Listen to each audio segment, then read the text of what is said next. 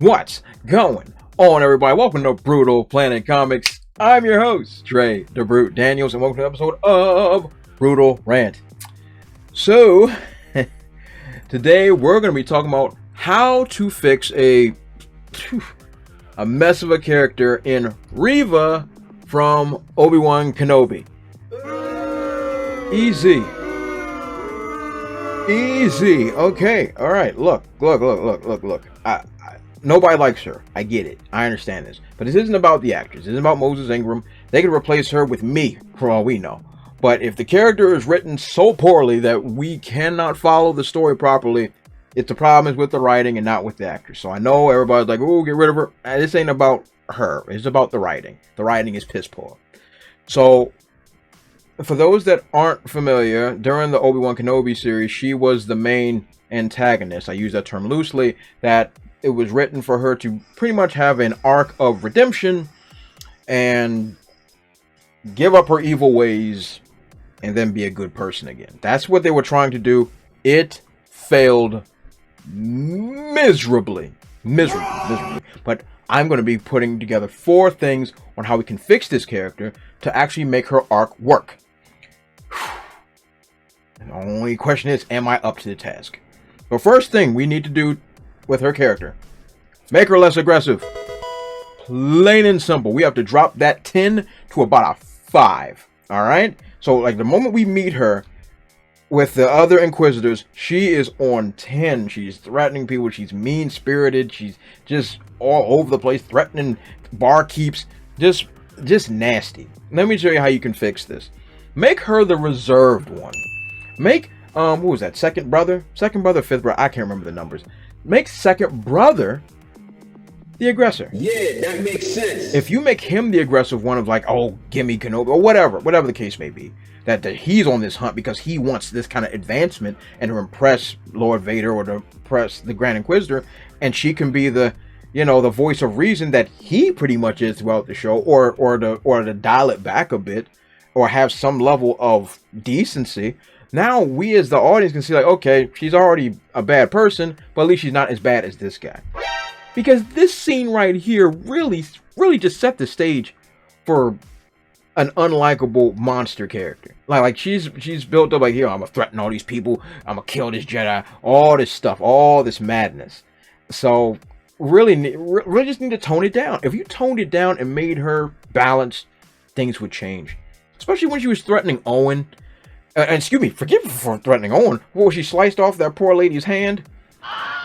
Like, come on. Like, all of that was unnecessary to try to get information when you already have the authority. All you have to do is go in there and just talk to people. Or just like I said, reverse it. Make second brother the more aggressive one. And then we can reverse this scene because we already have established that she is more calm and collected than second brother, and have her be the one be like, hey, look, I think you're doing a little too much. Maybe not manhandling them like going on here, but to have a scene like, hey, look, calm down, like we'll find them, we'll get stuff done. It's an easy way for us, the audience, to be like, okay, she's bad, but there's something else there. And then have him or the Grand Inquisitor call her out on all her softness or her feelings or whatever towards people. That's how you can start building sympathy for a villainous character and then moving forward. Next, make her empathetic. Now, when it comes to empathy, it doesn't have to be, sob story, mushy, but have her some moments of actually self-reflection or feeling certain things for other people, or certain moments in which she has to feel connected to certain things. Like, for instance, in episode 3, I believe it is, when she finds the tunnel where all the escaped Jedi have been going through for years, have a moment of levity and just sit down, clutch her chest and be like, something weary, something on her mind, and change her facial expression, because come on now. I mean, I don't want to fault the actress too much, but but once again, this is writing. Like have her be sympathetic. Just sit there and be like, oh my God, all those Jedi, especially with knowing what we know about her later. This is a moment, once again, that we can go back and reflect on and be like, hey, remember when she was empathetic about seeing that Jedi symbol? Hey, that's why she feels that way. Oh, that's why her heart melted for a second and she wasn't being aggressive. Simple stuff, minor things that can change this character and so we can have this story arc. Another one that was a really golden opportunity was when with the interrogation of Leia.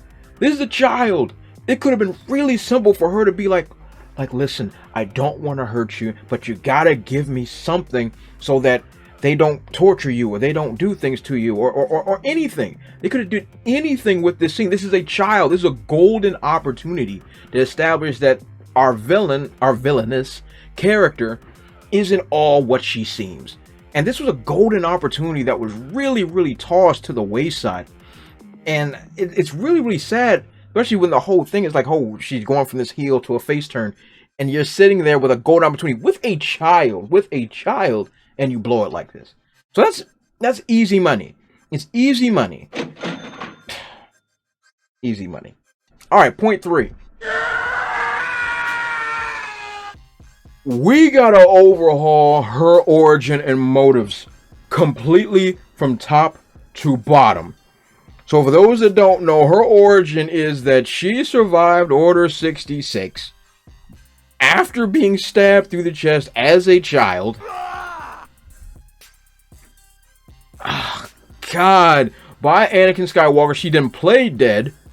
What? Whatever that means. She played dead. And so, therefore, she decided, like, oh, I'm gonna get my revenge on Anakin one day, somehow, by hunting down Jedi, killing children, and murdering families.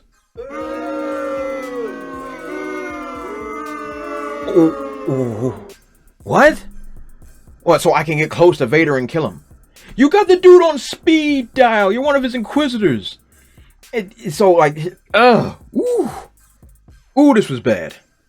So her whole bit is, her motivation is to murder, kill, hunt down children, all the whole 9 yards. Everything that was done to her, she plans on doing in order to get close to Vader so that she can kill. Let's fix this, shall we? Let's fix her motivations. Let's simplify it just a touch. How about this? During Order 66, when her other brothers and sisters and friends of the Jedi Order were being slain, she hid in a ventilation shaft and looked on the horrors, and then she ended up escaping through the Jedi Temple, and then end up living on the streets or something, and then end up getting savvy or whatever and learning how to live on her own. Eventually, Inquisitors stumble upon her and see that she's strong with the Force and decide to take her under their wing. Simple. So now we already have the motivation, like, hey, I want my revenge. We'll talk about that. I want my revenge. I'm sensibly surviving this ordeal. And now I'm having a means in order to defend myself and take my vengeance. It's simple. Simple storytelling, simple tweaks has now changed this character off the jump to be like, hey, that makes a lot of sense to me. Hey, that would boil my blood too. I get it. I'm with it. Very, very simple storytelling mechanisms. Yeah, that makes sense. Last but not least, her redemption arc. Heavenly Father. Heavenly Father. So, for those that aren't in the know, oh man, this is bad. So her whole redemption arc, after she gets stabbed by Vader again and survives. What? Guess gut stabbings ain't what they used to be. She survives. Here's a broken recording from Bail Organa about the children. She goes to Tatooine to kill a child. What? That has nothing to do with the issue, nothing to do with anything. A child that Vader doesn't even know exists. Of course, this child is Luke Skywalker. That has nothing to do with anything. But her lust for revenge is going to push her to kill a child that's got nothing to do with the issue.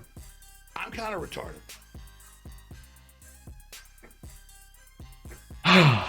And then, in the last minute, before she's about to slay Luke, after knocking him out, starts having flashbacks about seeing herself as Luke and the lame child waiting to be slain. So you're going to sit there and tell the audience that, hey, I didn't see myself in all these other children that I've murdered or all the other families that I've ruined, but just this one time. Now I see it, and now I'm going to change my ways, and now I'm going to live as a good guy, whatever. Whatever, it's trash. It's bad. Let's talk about how to fix this, okay? It's terrible. Let's fix it. Like I've established earlier, let's make Second Brother the most aggressive character. Let's say he is the one that has all this ambition and then figures out that there is Luke on the other planet. And at this point, oh my God, I forgot her name. Reva is like, okay, I can't let this keep happening. I have to go and interfere. And then because let's just take things for face value. Let's just say Darth Vader and Obi-Wan are still fighting. Let's keep that the same. But Second Brother is going like, yo, I'm gonna go kill Luke, and then I will ascend the ranks, whatever. And now she stands in between him and Luke Skywalker.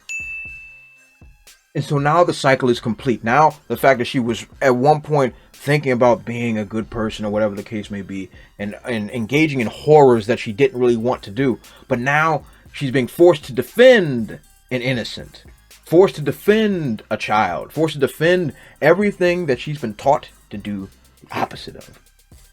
That's how you redeem a character. And then have her defeat Second Brother. Have her defeat. That's how you redeem a character. Yeah, that makes sense. That's how it's done. Not at the last second after creating problems, I don't want to do it anymore. No, that's not redemption. That's not redemption at all. That's selfishness. I only didn't kill you because I see myself. That's wrong. But to see this, now we have a competent character that has a full-on arc and a redemption that we can get behind. It's simple storytelling. Very, very simple storytelling. But, Lucasfilm ain't got that anymore. So, those were my 4 points. Less aggressive, make her more empathetic, change her origins and motives, and then change her redemption arc. All of these little things would have made a much greater character, far more competent, easy to connect with the audience, and be able to give me a character that's actually worth its salt. So tell me, maybe you disagree with me. Maybe you think, screw her, she shouldn't exist, whatever the case may be. But let me know what you think. Maybe I'm wrong. Maybe you have a different opinion on how it can be fixed. So let me know in the comment section below. But, but thank you anyway. You know what I mean? So, but, yeah. So this was not fun, but, necessary. So, don't forget to like, comment, subscribe, and share the vid. And follow me on those dope social media platforms you see over there. You all have been awesome, and I will catch you all next time. Also, if you want to support my channel, check out spinwiz.com or download the SpinWiz app and check out my comic series, Trouble. It was written with a lot of love, and it was definitely my favorite comic series to write. I've also written it in English and in Spanish, so whatever floats your boat, I got it for you. Thanks again, and check it out.